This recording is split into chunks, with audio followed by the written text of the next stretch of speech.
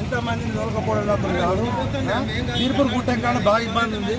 నాకు ఇంతమంది తీసుకుపోయినా నా పిల్లలు సార్ ఇక్కడ అయిందనుకునే లోపల కూడా అయింది. ఇంతమంది తీసుకోపోయి సార్ అన్నం రోజు ఇంతేనా సార్ రోజు పరిస్థితి రోజు ఇంతే. తీర్పులు గుట్టెక్కాలంటే భయం కొంచెం ఎప్పుడైతే ఇప్పుడు ఎంతమంది ఎక్కిరు బస్సులో? 150 మంది పైన ఉన్నారు సార్. 170-180 దాకా అవుతున్నారు. కింద ఎంతమంది ఉన్నారు? బయట 25 మంది ఉన్నారు. మరి డిపోకి ఫోన్ చేసిరా? డిపోకి ఫోన్ చేసిన ఒక బస్సు పంపిస్తారట, తీర్పు దాకా వస్తారట. ముందు బస్సు అది రాలేదు సార్, ఇన్ఫర్మేషన్ ఇచ్చిన మన బాగుందన్న తర్వాత బీర్పుల్ వరకు బస్సు పంపిస్తాను. సుమారు ఎంతమంది ఉంది దీంట్లో? ఇప్పుడు ఇప్పుడు నేను టికెట్లు ఇచ్చిన 120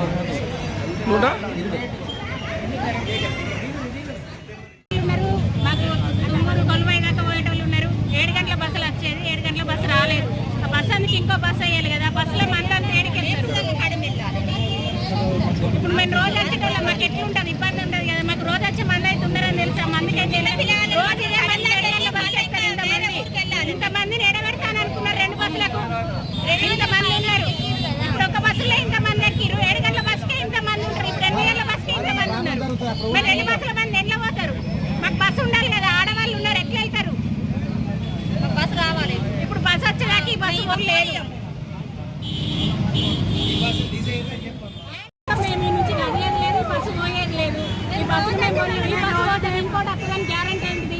మాకు నమ్మకం కావాలంటే ఇంకో బస్సు ఇక్కడికి రావాలి, ఆ బస్సు పోవాలి. మేము బస్సు పోనీ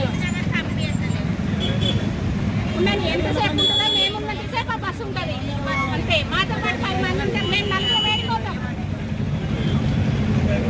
ఇప్పుడు పోవాలన్నా మా రూట్ పెద్ద రూట్ కాదు, చిన్న రూట్. ఆ రూట్లో ఆటోలు ఉన్నాయి, టాక్సీలు ఉంటాయి, నైట్ అయితే ఏది ఉండదు. మాకు పోవాలంటే ఇబ్బంది అవుతుంది కదా. బస్సు తప్పించి మాకు ఇంకేం లేదు ఈ టైంలో. ఎట్లా మాట్లాడుతుంది మీరు? ఎట్లా మాట్లాడుతుంది మరి మీరు?